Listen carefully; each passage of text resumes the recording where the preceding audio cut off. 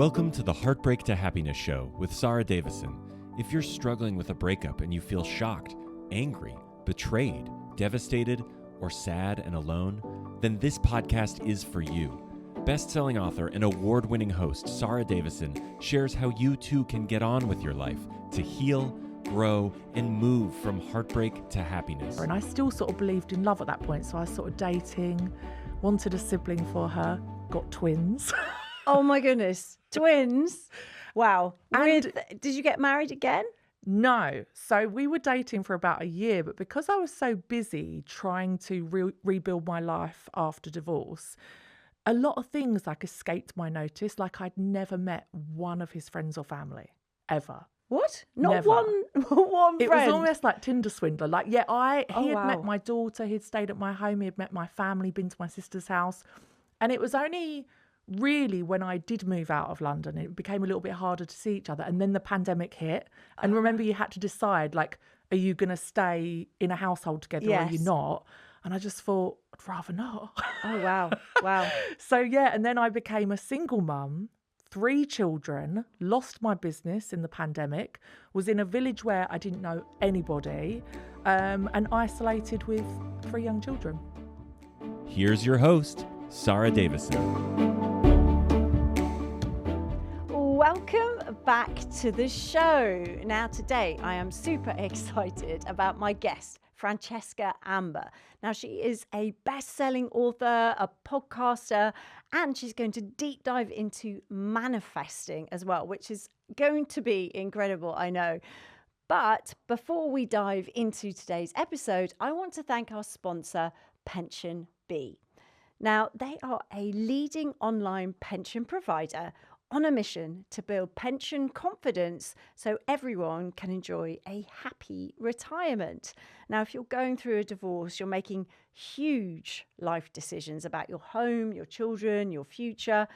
Pensions can easily get pushed to the bottom of the list because they feel complicated or far away. But here's something important. Pensions are often the largest financial asset in a marriage. And there's something called the gender pension gap. Pension Bee's research shows that women retire with 37% less than their male counterparts. After divorce, that gap can become even more significant if pensions aren't properly understood or addressed.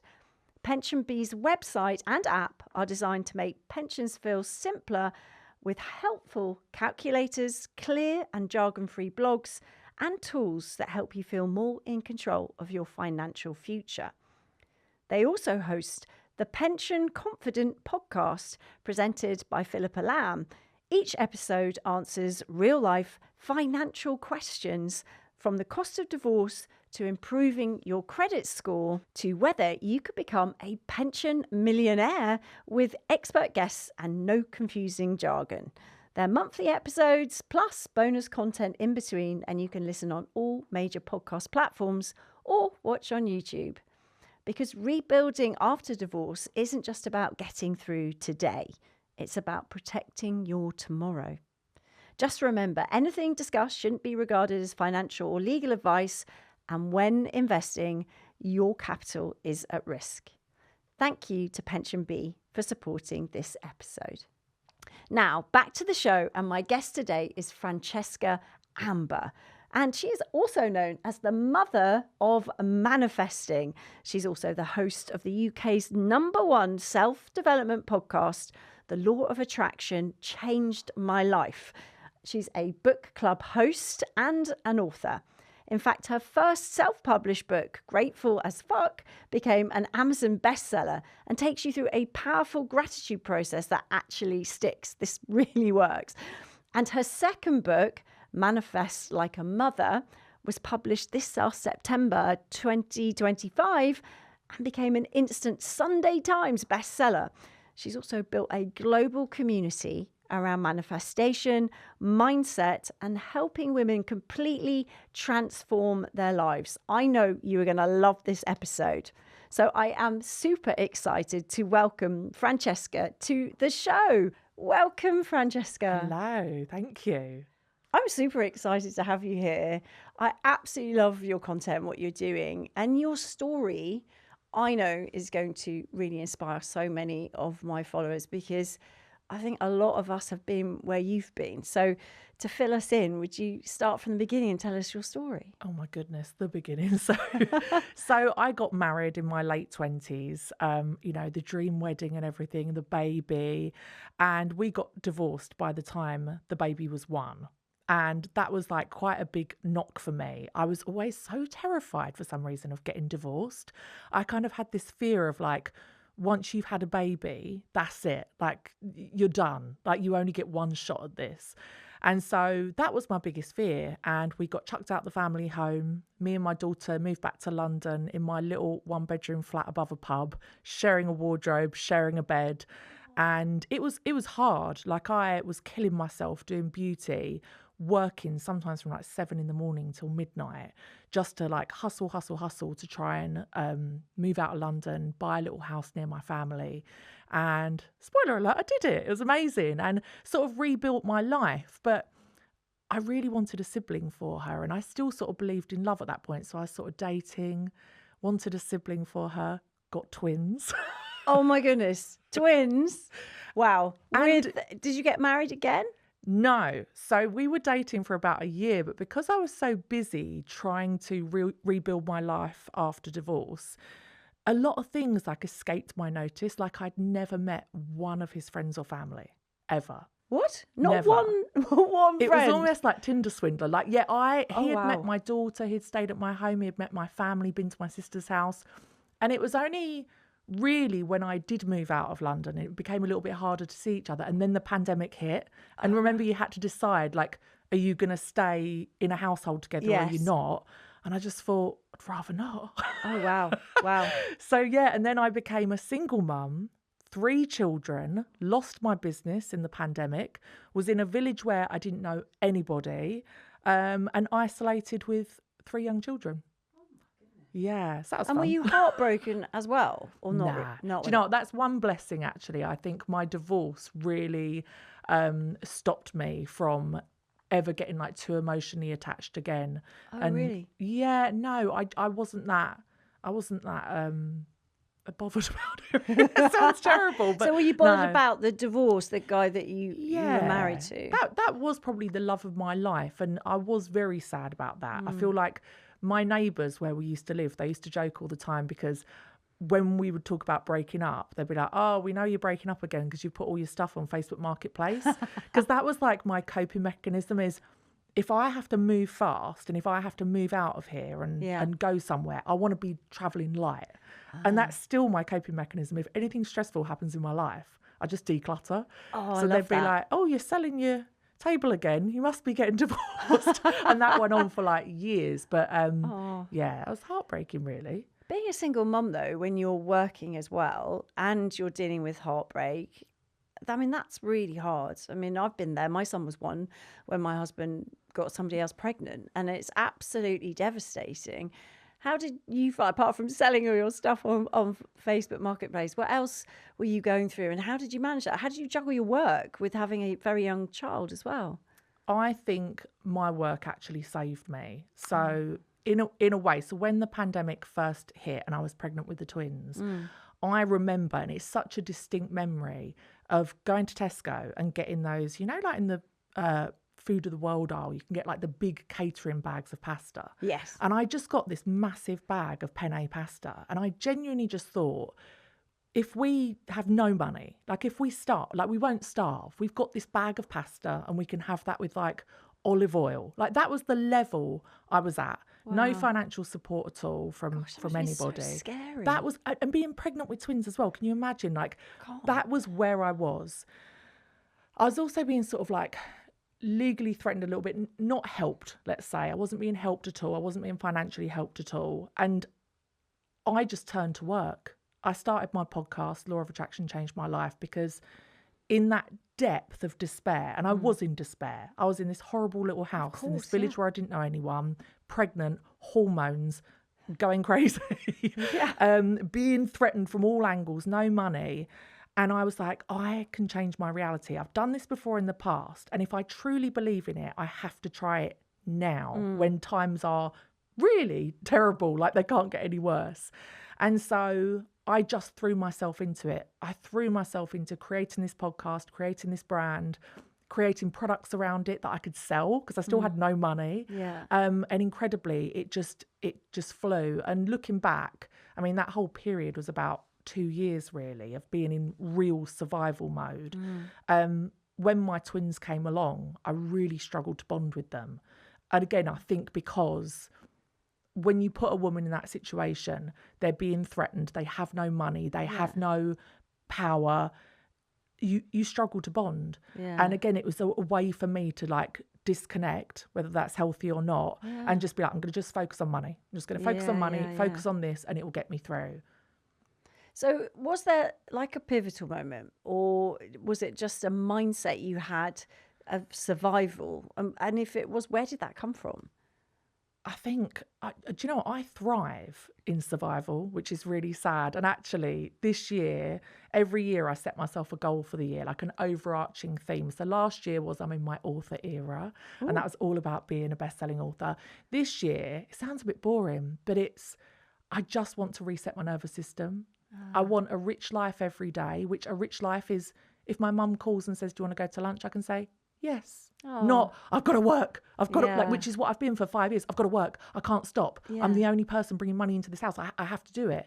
And I think so many women are thriving in that survival, which is amazing. That's why I love the title of your book, Screw You, Watch This. I love that because I think that when you first go through a divorce, especially if someone's deliberately trying to hurt your life, I always think that anger you have is such a powerful, powerful energy. Nothing will make you get up, show up and say, fucking watch this, watch what I'm going to do more than that. But I think that you can't stay there forever. And now I'm in the process of, I don't have anything to prove to anyone. And I'm trying to get out of that survival mode and more into just being calm and regulated, which is harder than you think. No, I appreciate that fully. And I think a lot of people listening will resonate with that survival, like having to get up because you have to. If you're a single mom, like you, my son was 1 when my husband left. You have to get up, you have to cook, you have to show up, you have to get the money in because who else is going to do that for you? It's terrifying. But then you also feel guilty because you're like, right, I've got to go to work, but now I'm at work feeling guilty that I'm not at home. And then, okay, well, I'll go home and now I'm at home playing with my child and now I'm feeling guilty that I should be working or I'm worrying about work. And then I'm going to take a night off and see my friends. And then I'm going to be worrying, I shouldn't really be doing this because can I really afford it? Or should I be at home? It's a difficult spiral that you're in to get out of, isn't it? It is. And I wonder, do men feel that way? I saw this great reel yesterday.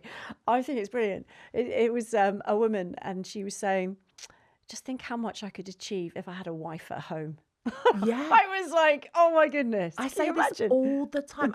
So this year I've been working with a business coach about why I feel so overwhelmed and stressed out in my life. And my assistant wasn't working. I wasn't having the support. And I just felt constantly overwhelmed. And she was like, I don't really understand why you feel so stressed out because your business is quite simple. You know, you have a podcast, you have a book club. That's really it. Like, that's it. And I figured out that it was all stuff that if I had a wife, like it's stuff that you couldn't really give to a cleaner, but you couldn't give to an assistant. Yeah. It's kind of that in between. So I actually have hired someone as my wife 1 day a week. What? Puts my laundry away, jet washes my garden if I need it. Like, renews my daughter's passports. Like, it's literally like having a wife. Oh my God, I love this idea. I understand now why the patriarchy is so strong and such a good, like, so successful. Can you imagine? Like, I say to my mum all the time, like, imagine with like me being the matriarch of my house, and the money I earn to keep everyone in clean underwear. Like, if I had the support of a wife, how much more successful I could be. Like, it would be incredible. Oh, I would, and you wouldn't have to worry about the things that even though you're doing the work bit, you're still in the back of your mind thinking, now, what time do I need to leave to do the school run? And do I have dinner for tonight? Because how do I manage that? And which house for me is my son going to be in tonight? And oh gosh, he's coming back to me and I don't have the food. And I'm trying to run a podcast or do a training or do something. But in the back of my head, as a single mum, you've got to juggle so much, don't you? It's never just focus on work and then nothing else matters, because you're always having so many different things going on. Yeah. And then you're on red alert always with your phone in case something goes wrong. You're the person they call. You are, but I do try to switch it in my head. So I'm probably like one of the only ones of my friends that is a single mum. And I like to think they're all jealous of me because it is incredible, really. Like when people say like, God, your life looks like quite fun, or you've been out doing this, you've been doing that. I'm like, do you want to know the secret? Divorce. Divorce is the secret. Like no, of course, no one chooses to be in this position. But actually, if you can reframe it in your mind and say, I get to have time by myself to work on my business, to work on myself, to see my friends, to date, whatever it is that you want, that one child-free weekend I have a month is gold dust to me. Like it's absolute gold dust. And I think I'm a better mum because of it.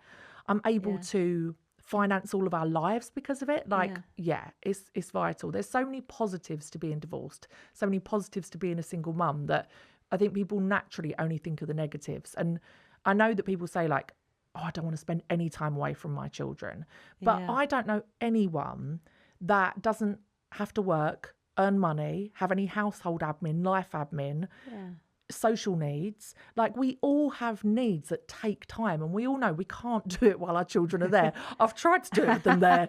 It's impossible. And so if you can just like reschedule your life to, be present when your children are there and get the other shit done when they're not. Yeah, I so agree. I mean, I think all my work is about taking your power back and turning that pain into your superpower, because we can't control what's happening to us a lot of the time, but we can control how we react to it and how we think about things. And that's why I resonate so much with your work and everything that you do, because you are so positive and your manifesting techniques, I think, are fabulous. And I really know that my audience is going to love this. So tell us how people can use manifesting. Tell us what it is for you, because a lot of people use that word at the moment, don't they? What do you mean by it? So manifesting is just taking something intentionally from your mind, something you're thinking about, and actually bringing it into your reality. And if you're divorced, you can definitely use this. I've used it a lot in my divorce, all of my divorce paperwork and all of my, when you go to court for children and stuff, all of those paperworks all had a gratitude list at the front, all of them.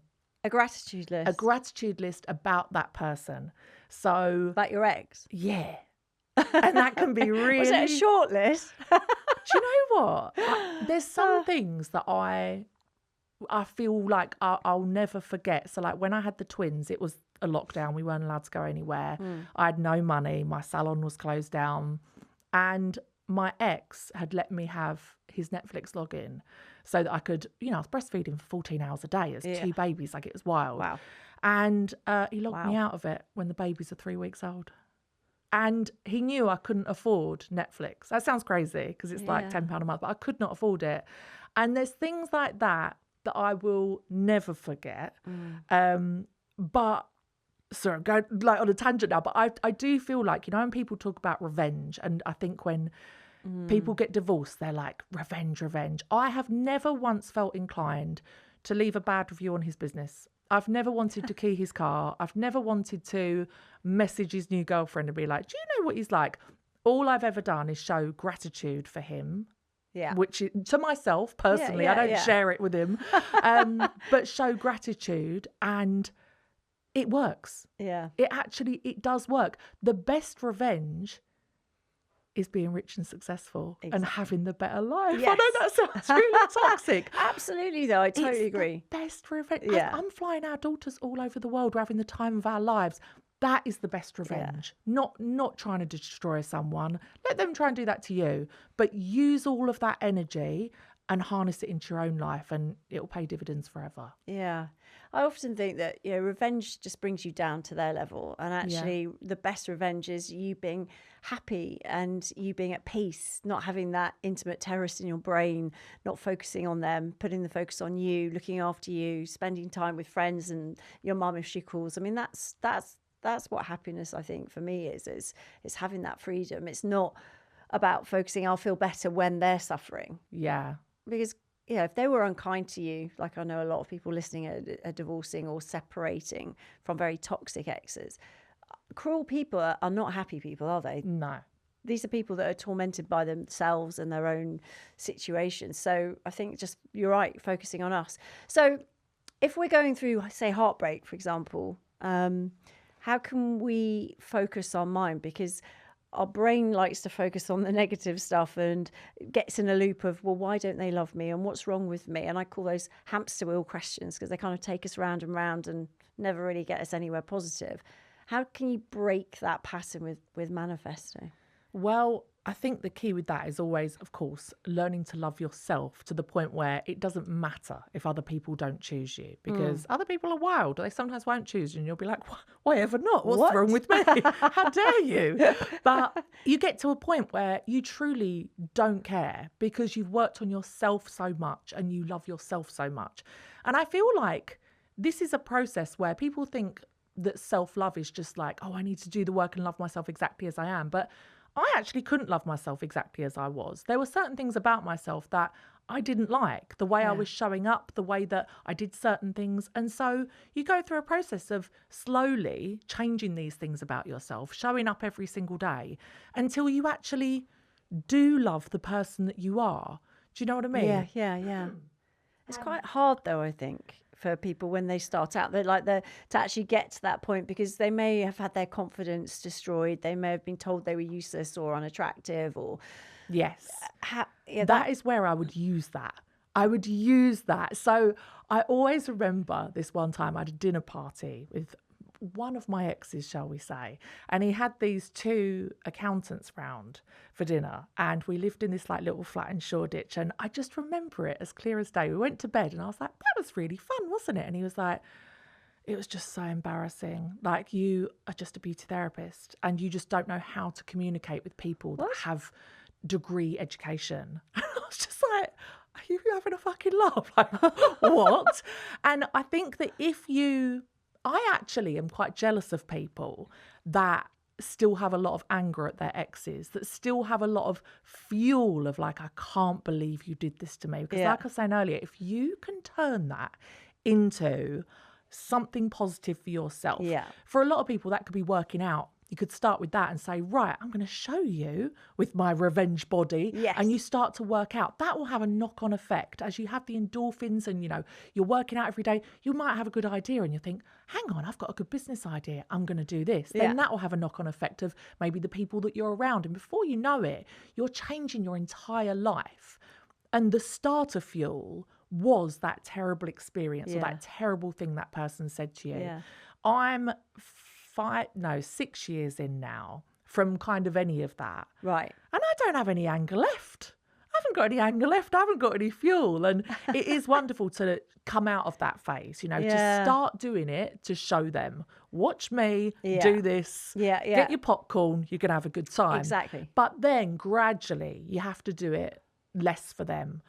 You hear sometimes people are doing things for an audience of one. They might write this incredible book or they might do this incredible TV show, but really it's for that one person, whether it's their dad that never showed up, their mum that didn't love them, or their ex-husband they're trying to prove something to. There comes a point where you've grown so much, you're not doing it for them anymore. Yeah, I think that's important. I think sometimes, though, with these difficult exes, they're always throwing little grenades into your life if you've got kids with them. They don't go away. So each of those can be a little bit of momentum starter for you as you go through the journey. You're right. I do have them, actually, every now and then. But actually, I think I call it the boomerang effect. They might sort of knock you back a little bit, but you get bounced back faster as time goes on and you start to focus on you and creating a life that you're happy with and focusing.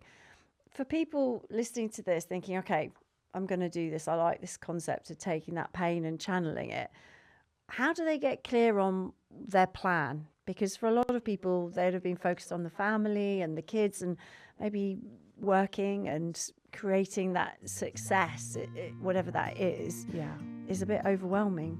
Hi, it's Sarah here. Now, if you're struggling with any of the topics we're discussing today and you think you need a little bit extra help with your breakup, divorce, maybe you're separating from a toxic ex, then please know you are not alone. You can join my free online support groups that we run. Just visit my website, sarahdavison.com, and register to get access to free support groups online where you can get your questions answered, find your tribe, and get coaching support from my accredited breakup and divorce coaches. And also, if you're thinking you'd like to turn your pain into your superpower and train to become a breakup and divorce coach like me, then you can also find out more information and book a call with my friendly team to find out how it works and how it can transform your pain into your superpower. So just visit my website, sarahdavison.com, for more information. Right, let's get back to the episode. Because for a lot of people, they'd have been focused on the family and the kids and maybe working and creating that success, whatever that is a bit overwhelming.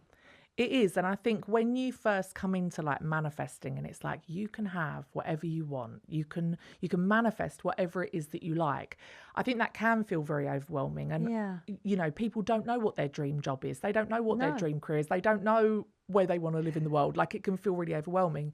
The thing I'd always say is always come back to yourself, always come back to, what do I know I want for sure? So I definitely get bogged down sometimes because, you know, we can manifest whatever we want. I'm like, do I want to move back to London or do I love living in the countryside? And that indecision can like paralyze me sometimes. Yeah. So whenever I get to that, I always bring it back to, what do I know I want for sure? I know I want to be stronger, fitter and healthier every year than I was the year before. Right. I know I want an incredible relationship with my daughters. I know I want good friendships. I know I want to be rich. I know I want to be successful. So all those things I know for sure. So go to what you know you want for certain and start working on those things. And it will, like rolling down a hill, you know, once you start working on those things, other things will become clear. I had no intention to start a podcast that was going to become my whole career. Like, that was never my intention. It was just, I wanted to feel better in that moment. I wanted to take back control, have something to focus on. So you never know where it's going to take you. You just got to go with it.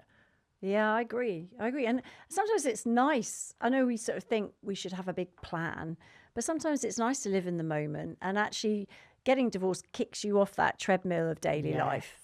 And whilst your other friends may have that daily routine of getting up and doing all the things, and as a family unit like that, we have to rethink life and we have to restructure. So it does push you out of your comfort zone, but actually all growth happens outside of your comfort zone. So actually you are looking at changing things, maybe for the good, maybe for exciting new opportunities that you would never have seen. Yeah. And I think a lot of our married friends look at us sometimes and go, gosh, you're getting to do all this stuff and I'm still doing what I've been doing for the last 15 years. It's the greatest secret ever. Divorced women, aren't there stats like the divorced women are the happiest and live the longest, but like married men are the happiest, but married women are like, oh, like crippled under the weight of everyone's expectations. And I think there's this big fuss at the moment, and there's a lot in the focus on the fact that men are very lonely at the moment. Good. I don't know. People are like, oh, well, you know, men are lonely and that, you know, women aren't out there dating as much. But I think women aren't dating for reasons other than they're actually quite happy on our own, aren't we? We're learning that you don't need a man to be happy, and we can buy things for ourselves and we can survive on our own, which maybe, I don't know, a couple of decades ago we weren't really clear on. I think even my mum's generation, that was not something that was a possibility for her as a 20-year-old woman. That wouldn't have been something to even talk about. Like, have you ever thought about not getting married? Have you ever thought about not having children? It just wouldn't have been a thing, even for me. You know, I was born in 1985, but like in my 20s, I grew up in Essex. All my friends, you had to get married before you were 30. It was like... Before you were 30? Yeah. It was like the unwritten thing. Everyone was getting married. Everyone was doing the same thing. It's only now in the last sort of 10 years that it's occurred to me like, oh, actually, my life can be infinitely better as a single woman. This is incredible. Like, it's the first generation of women where we've had the choice whether we want to date men or not. We're able to survive with or without them. And we're choosing, no, thank you. That doesn't look very appealing. And I think the men need to catch up. It's not that men are bad. It's just No. they need to catch up. Yeah. And maybe, manifesting for themselves, I think. I think men, for many years, they've had a wife at home and then that's given support. Whereas now, there was an article I saw the other day, and I think I was quoted in it somewhere along the line, but it was about ending up now having to date dads that were quite depressed, because when you come out of a relationship, that's all that's left is the dads Depressed that are separate and depressed because they don't have that wife at home. And I was looking at and talking to some of my clients about it, and a lot of people are like, you know what, a lot of the guys on the dating scene are pretty down and depressed because they're on their own, and being on their own is very difficult. But I guess for some women it's the same, right? It's not really probably gender specific, but I think there's a shift towards us being more empowered now and going, you know what, I can do this and I love doing this, and there's no stigma anymore. Yeah. And I think if you look at how men and women react to a divorce, I think pretty much universally women go on to really thrive and men seem to shrivel up and like go into some sort of like hobbit like status. And I think that just shows the inequality of how marriages work. When women are released from that burden of marriage, Yeah. they thrive, and men struggle. It's because it's suddenly made equal. Yeah. And I love it. I'm so glad I'm living in 2026 to Yes. see it. Yes. I mean, I am too. And I think, for people listening who are going, but I'm struggling at the moment, it's not that easy. I know that it is a roller coaster and it is challenging sort of to pick yourself up, and some days are better than others and some days you're flying, but it is the mindset that will get you through. It is. So talk to us about that. So I know we've already talked about it and it sounds so simple, but I really do want people to do this. If you are dealing with a difficult person in your life, make a gratitude list about them. This is the one most singular thing that will transform how you feel. So say you have somebody that you're going to court with over your divorce or your children or whatever. Yeah. You can write a gratitude list of, this person isn't trying to ruin my life. They want to be a good dad. They want to see their children. They want to have an active part in their life. I'm so grateful that they're going through the court system and not just showing up at my door at midnight, banging down my door. I'm so grateful that I live in a country where I have rights as a woman. I'm so grateful that I'm able to read and write and I have an education. I'm able to understand this process. Sometimes you've got to grasp for that, but you Scraping can. the bottom of the barrel. But yes. You suddenly compare yourself to imagine if you were a woman in the Middle East. Yes. Just instantly, how much better do you feel? If you compare yourself to someone that maybe had learning difficulties and couldn't read and couldn't process that, Yeah. how much better do you feel? Like, you have so many advantages, but we do have to look for them. There's so many things that we perceive as negatives. And one of the things I love talking about is dates. Dates as in like Christmas, birthdays. I think this is something that when people get divorced, I guess this kind of only really applies to people if they have children, but people get so hung up on dates. Who has Christmas? Who has the birthday this year? Who has Easter? Time is a construct. It doesn't exist. Yeah. My daughters have not had their birthday on their real birthday in the last 8 years. They literally don't have it on the real date. I just decide a day and they have it on that day. And the same with Christmas. I did 1 year, and I'll allow myself that because I was learning. I was a new single mum.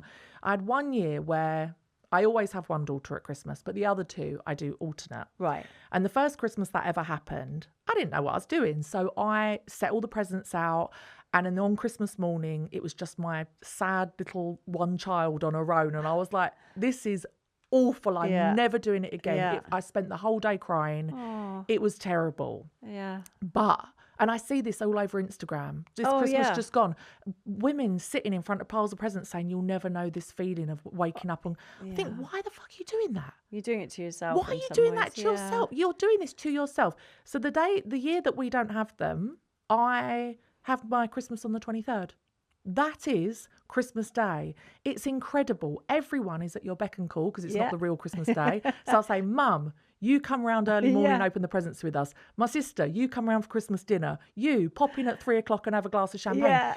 It literally is a full Christmas day. Yeah. Don't tell the men, but get in there first. Christmas or birthdays, always get in Get there it in first. first, yeah. Because that's when they're most excited. I love this, Francesca, and I do this as well. I've had Christmas as early as the 2nd of December. Go for it. And I've sent my dad out going, Dad, we've run out of cranberry jelly. Can you go and get some?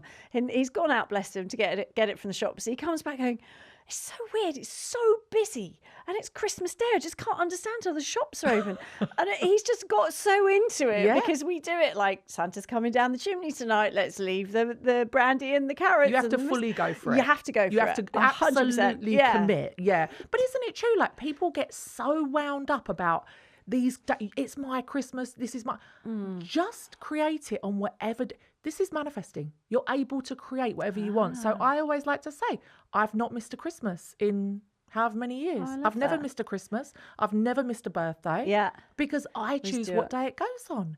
It's the energy that you're putting into it. Unless you are a devout Christian and you believe Jesus was born on that day, Yeah.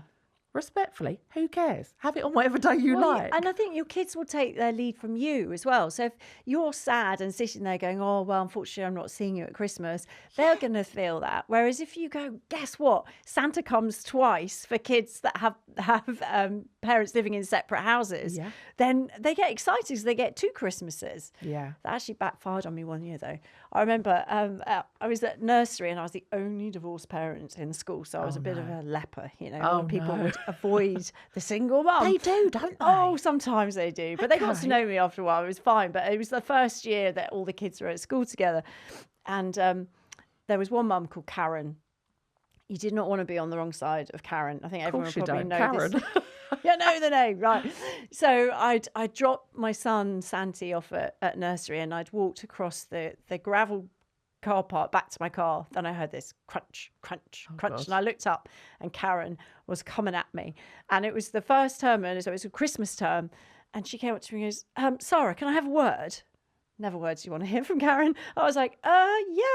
And she goes, James has come home and he said that he wonders if we could get separated because Father Christmas comes twice when you live in separate homes, and Santi's very excited because he's getting 2 Christmases this year. So can you and Dad get separated? And she looked at me as if I'd done something wrong. Like And you're I a was like, divorce influencer. so I might have over-egged it a bit there, but you know what? My son's happy and I'm happy. Yeah. And, you know, she goes, well, I'm afraid me and my husband are not very happy about this. And I was like, okay, well, I can only apologise. What can you say? But actually, it just shows how powerful this is, that my The son was audacity actually of that going to woman. school. Yeah, It's you're right. Do you know what? There would have been a time, and I still feel that. I sometimes feel like, God, I'm like the only single mum here, and you do get weird vibes sometimes. Yeah. And sometimes you get the dads messaging you, the married Yeah. dads from school, very uncomfortable. Yeah. Block and delete. Yes. But I hope that my daughters grow up, and I genuinely think they will, not having been in a broken home or experienced a broken home or I anything hate like that that. I hate it. There's Yeah. nothing broken about my home whatsoever. Yeah. But actually, we have an incredible time. I am not a single mum. I'm a matriarch. And we have an incredible time. We've got a little chihuahua. We paint our ceilings pink if we want to. No one's going to stop us. Yeah. And I hope that they feel truly empowered to live their life however they want, whether they want children or they don't, if they want to get married or they don't, because we've all grown up with this one idea of what family should be. Yeah. And the reality is, you know, I look around at a lot of, you know, my married friends and people, and I think we're probably living one of the best lives here. We're having a great time. Yeah, absolutely. And you know, the family unit, as you said there, isn't always happy. And sometimes, No. and I see so many clients that say, well, I'm staying for the kids. Ugh. Or I stayed until they left for uni. And I'm like, but what have you taught them? Because now you're coming to me saying you're upset because you're going through a breakup, but also your children are in these toxic or dysfunctional relationships and you're wondering why. Yeah. And I'm thinking, what have they learned from you that you were sitting in that relationship which wasn't loving, wasn't kind, Yeah. or, you know, maybe abusive in a lot of cases? Yeah, 100%. I think, like, whenever I'm talking about well, obviously my book, a lot of it is about like mothering, and I always think I'm not just raising children. Yeah. We're always raising humans. We're just raising humans in how to be an adult yourself, how to be an adult, how to live life, and how to be a human. And I hope that we can all live by example of following your happiness, following your passion. If something doesn't work for you, whether it's a job or a relationship, not being afraid to leave it. Like you say, why would you stay in an unhappy marriage for your children, but then they're just going to repeat that cycle? Yeah. My mum is, bless her, she's lovely, but she's very toxic with like, she doesn't ever think you should leave your children. I never had a babysitter. Not once. I never had a babysitter. I was never left with anyone, ever. What? I know. Oh, when you were growing up, When I was you growing never up. get a babysitter? No, it's a flex, isn't it? Like never. Not once. So your mum was there all the time? All the time. All the time. Wow. But of course, you know, as a single woman, every year I go to America for 5 days, not quite a week, 5 days, and I go and see my friends and I have the time of my life. I love that. Once a month, I have a child-free weekend. I go to London, again, have the time of my life. Yeah. I need these times to be myself. And my mum constantly says like, I would never have done that with you. I think when you're a mother, like you should just be there. And I'm like, Mum, I don't want my daughters to grow up and then feel like just because they have children, that's it. They are chained to that house. They can never go anywhere or do anything. I want them to see this is how you live life. You spend time on yourself. You spend time on your friendships. This is how you live. Yeah, and also they learn an independence to be without you as well. I think that's important because at some point they're going to leave home and they're going to live their life. I know that's a terrifying thought. But my son's 17 now, so that's coming up quite quickly. Just past his driving test, driving around. There's like okay, well, you got to love them enough to let them go. But there's a part of you going, come back. Yes. Come back and come home. But, you know, I think, you know, that's what we're mums for, right? We sort of nurture them, we look after them, and then we show them how to fly, I guess. And that's a difficult one. And I think I see a lot of people going through breakups at that stage as well, when they're sat looking at their partner across the table going, oh, what have I got in common with you now? Like, there's nothing. The kids have gone. What are we going to talk about? That's quite a common point for divorces to happen, unfortunately. Have you seen that from, I'm sure you have, but from an anthropological point of view, we are only supposed to be with a partner for 8 years? That feels right, but no, I haven't seen that. It's like anthropologists say 8 years is how long you are. Is it 7 year itch or something? Yes, yeah. So like you get with somebody, you spend a few years together, you might have 1 or 2 children, and then you just naturally move on. And I do think we see divorce in such a negative way. Like my mum and dad were married for 25 years, and she always says like, that was a success. 25 years as a success. That's amazing. It is amazing. Well, it was actually kind of shitty, but it was amazing. The divorce was better than the marriage. But, you know, I look at my marriage. I was married for, I think, 6 years or something. I don't have really like any negative thoughts about it remaining. It's like, that was a season of my life. Yeah. We had a child together. We improved each other's lives. My ex-husband was great in so many ways. He encouraged me to quit my full-time job that I hated, start my business full-time. He really facilitated that in so many ways, encouraged me to travel the world. He really enriched my life. And just because it didn't last forever, I don't think means that it was a negative thing. Absolutely. Like, we need to reframe that. Why is getting divorced a negative thing? This person came into my life. We were with each other for this season of time, and now we're moving on. Yeah, I love that. I think there's a tendency to go back and want to trash memories. And I always think back in my life, like my wedding day was amazing. I mean, you know, I'd emptied every piggy bank I'd ever had to get my wedding dress and had all my friends and family. It was the best day ever. Yeah. And now looking back, people are like, well, no, I hate thinking about my wedding. And I'm like, but still, it was in the moment, going back to that time, it was a really happy moment. So let's not trash those really important memories. And like you say, focus on the gifts that we have, like our kids or the growth. I wouldn't have travelled as much or, you know, be in the financial position I'm in because we grew a business together. So for me, whilst there's been a lot of difficulty, there's still a lot of good. And I think sometimes people find that hard to separate, don't they? So I love this gratitude list because it actually forces you to break that down. Tell us a bit about your book, Manifest Like a Mother, because great title. It's a great pink. I love this. Thank you. Everyone needs to go get a copy of this because it is amazing. Tell us, like, if for people listening, going through their struggles right now, what do you think is the most important message from your book? So I wrote this because they really wanted me to do a general manifesting book. And I was like, no, I've read probably 60 to 70 manifesting or self-development books. And There's not quite a few one out of, it's quite a few. Yeah. Not one of them mentions childcare, which is something that dominates us, you know, from the minute we wake up to the minute we go to sleep, and often Yeah. through the night as well. And so many people were saying, oh my God, it really works. I can't believe it. The law of attraction works. I've got this, this, and this, but I've fallen off the bandwagon. I haven't got the time for it. I haven't got the energy for it. So I realized the biggest things that are preventing women from stopping, like accessing this incredible tool, which is free, by the way. You can teach yourself manifestation. You don't need Yeah. a coach. You don't need anyone to teach you Yeah. it. Was just their time and energy. That was it. They just felt so tired and so busy. And so this is the first book, I believe, that has ever turned everyday routines and rituals into manifesting practices. So it doesn't take any extra time or effort. So simple things like cleaning up your kitchen and stuff, right? That's something that you have to do multiple times a day for the rest of your life. Instead of feeling like, God, I've got to do this again, as you're doing it, you're like, right, I'm doing this because I deserve to have a clean home. Ooh. I deserve to have healthy meals prepared. I deserve to live in an abundant home. This is the kind of home that a wealthy woman would live in, a successful woman. And so it completely changes it around. You can be visualizing as you're cleaning.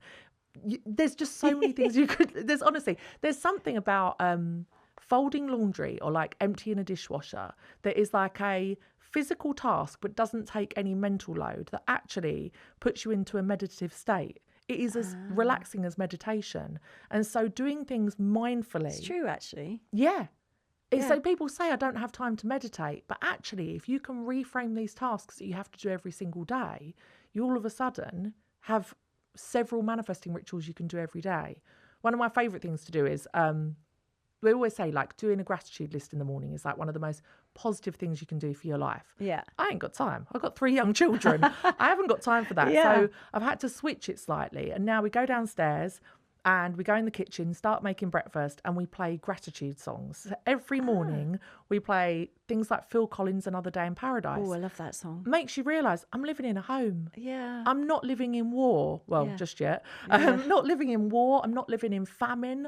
I'm not living in genocide. I'm here. We're healthy. Yeah. This is another day in paradise. This is incredible. Yeah. Like songs about just gratitude, eternal, I am blessed, things like that. And you start your day off singing about how thankful you are for life. And it sounds, as I'm saying it, I'm like, that sounds crazy, but it really, really does work. And it teaches your children it too. Yeah. I'm a big fan. I mean, I wake my 17-year-old up. I don't know if anyone has ever tried to wake up a 17-year-old teenager. It takes a while. So, and sometimes the positivity apparently can be nauseating. But I always say, it's going to be a great day. Let's get up. Oh, look, it's raining. Fantastic. We go dance in the puddles. He's like, okay, it's a bit much, Mum. And I'm like, no, but come on, let's start the day positive, because we don't know what's going to happen, but we've got to make the most of where we're at. And you know, do. It's that simple reframe, isn't it? Things don't always have to be amazing, but you can always see the good side or the bad side.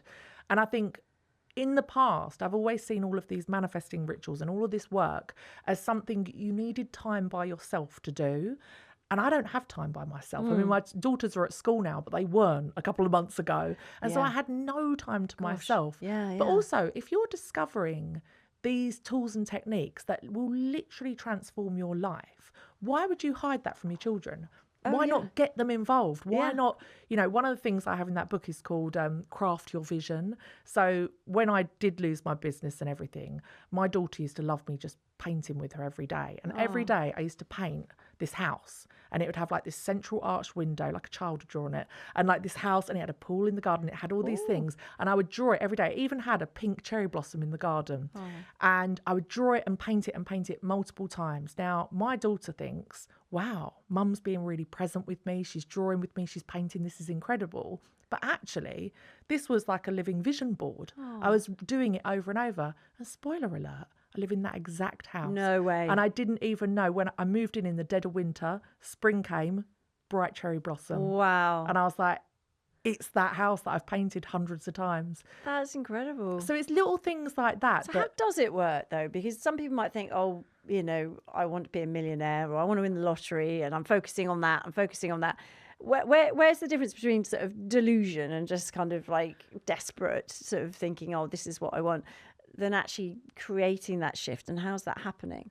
I guess it's realizing what is possible for you. And Right. if something doesn't feel possible, like if I said now, oh, I'm going to manifest £1 billion in the next year, that doesn't feel possible to me. It doesn't Right. excite me because that just doesn't feel possible. Yeah. There's some people that would feel possible for, but for me, it doesn't. Yeah. So you start just by focusing on what is something that would really excite me? What is something that would improve my life? For me, I was living with 3 children in a 2-bedroom house. I had Right. no bedroom. It was awful.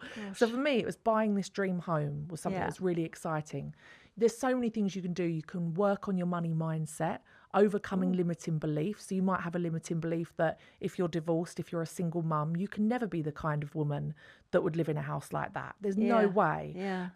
Then you go back and you work on those limiting beliefs. You might look at various single women, divorced women who have gone on to be incredibly successful. You find evidence to show, just because that was my experience growing up, that's not true for everyone. Yeah. Just that work alone will smash limiting beliefs. Yeah. And then you start to visualize, you can use subliminals, you can start to flood your subconscious with possibilities for you. And then all of a sudden you'll be like, oh, I've got an idea. I might do this little thing. And then that starts to make you money. Like things will start coming to you, people, places, opportunities that bring you what it is that you desire.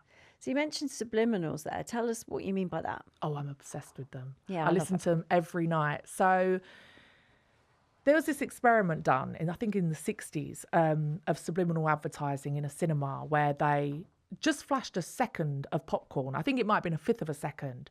And in the interval, sales of popcorn went up 60%. No just way. for people having seen that flash of popcorn.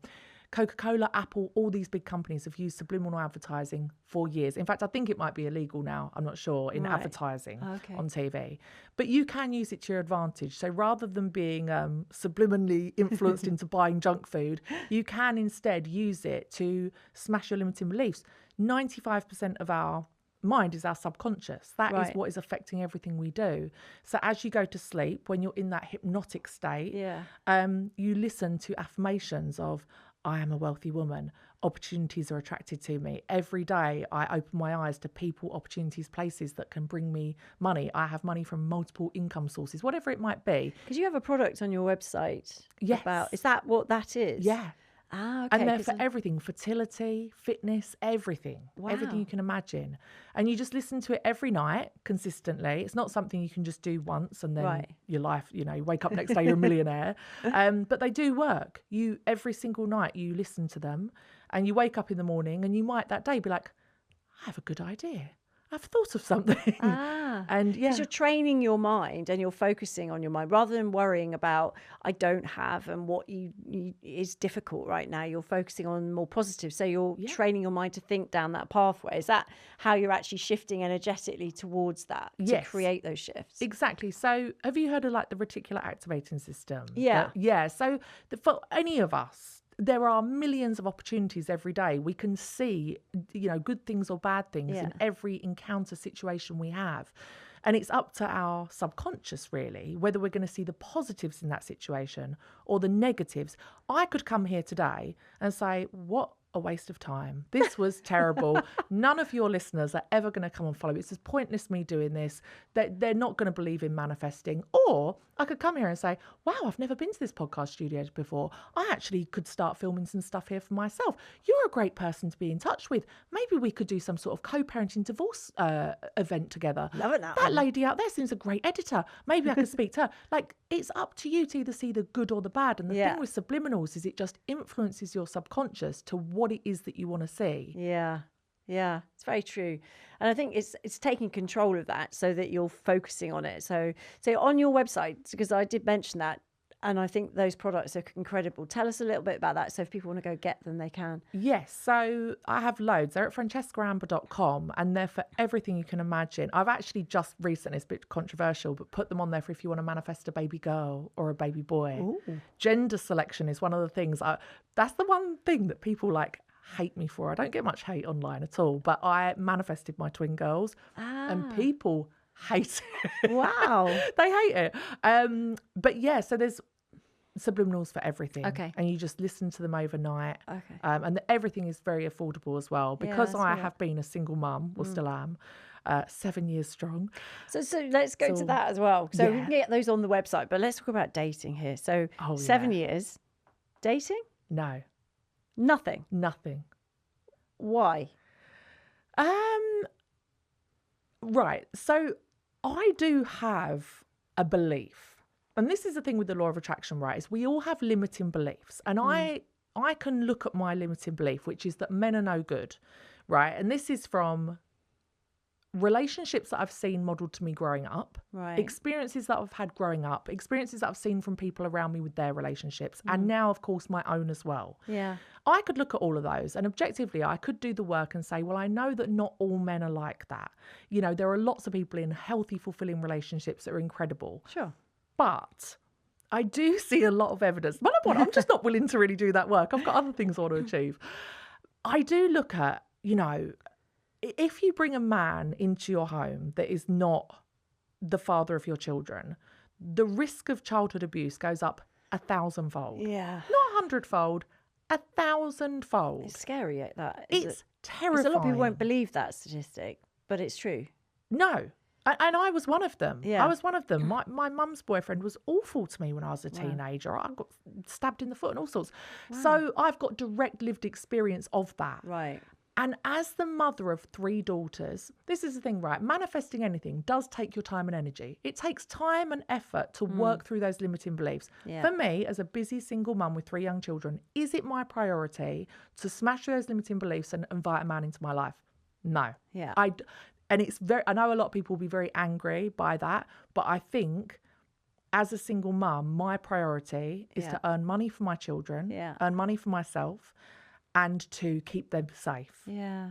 And that really, and when I say safe, it's not all men, but it's always a man. But also, when you date, you do put yourself in a bit of a vulnerable position emotionally. Yeah. It can bring up a lot of triggers in you. It can make you crazy. And I think as a mum to 3 children, I can't afford to be crazy. Yeah, yeah. I can't afford to be crazy. I have to be on it. Yeah. I have to be on it. I can just about go out with my friends once a month, have 11 buzzballs and have a great time and have a terrible hangover and go wild. But that's about my limit of how crazy I can go. So it is entirely possible to go and find love, but it's not my priority. Never been happier. I love 7 that. years. I love it. And I'm very similar, you know, because I think a lot of people coming out of toxic relationships or parenting with a toxic ex will understand that you've got to be there for your kids. Yeah. And it's scary to think you're going to give your energy somewhere else because you know your kid needs you 110%. And sometimes that's the sacrifice we maybe choose, maybe consciously or unconsciously, I don't know.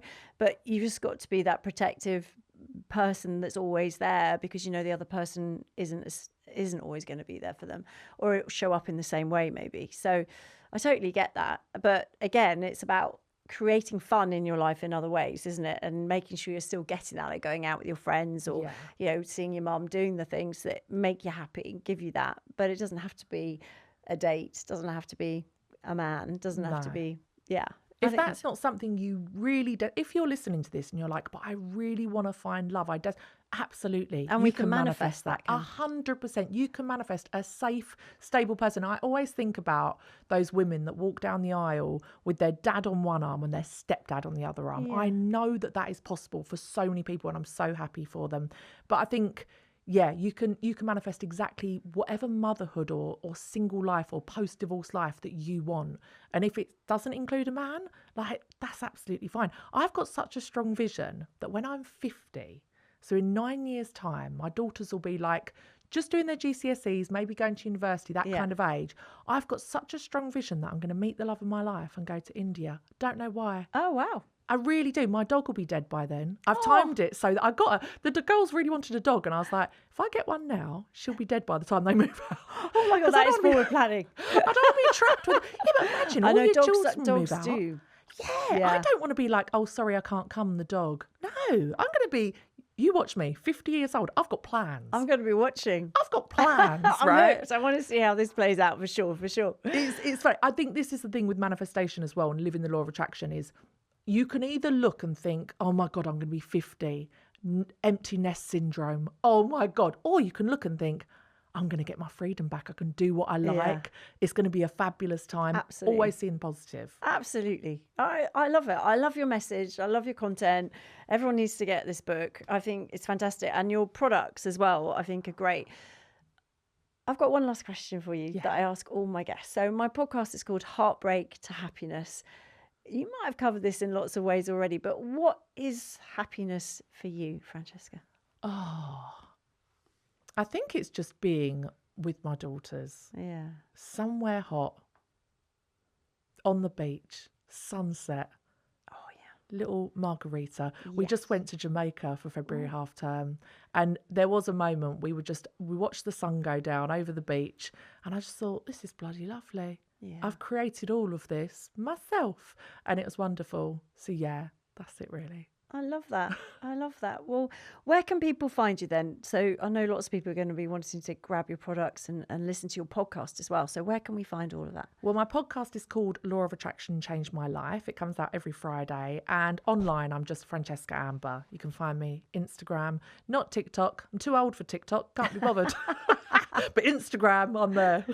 Love it. Love it. And I love your feed. And obviously you've got lots of clips of your podcast, which I think are fantastic as well. So definitely people need to get over and check that out for sure. And thank you so much for coming on today and being Thank such a you. fabulous guest. Thank you. That's it for today's episode. Do like, follow, subscribe, and all that good stuff. But before we finish, I'd like to thank our sponsor, Pension Bee. Their website and app can help you take control of your retirement savings. And if you're navigating divorce or starting over, that clarity really does matter.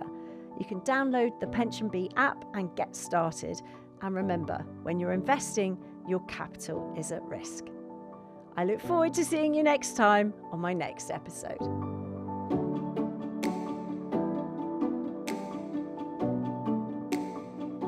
That's it for today's episode of Heartbreak to Happiness.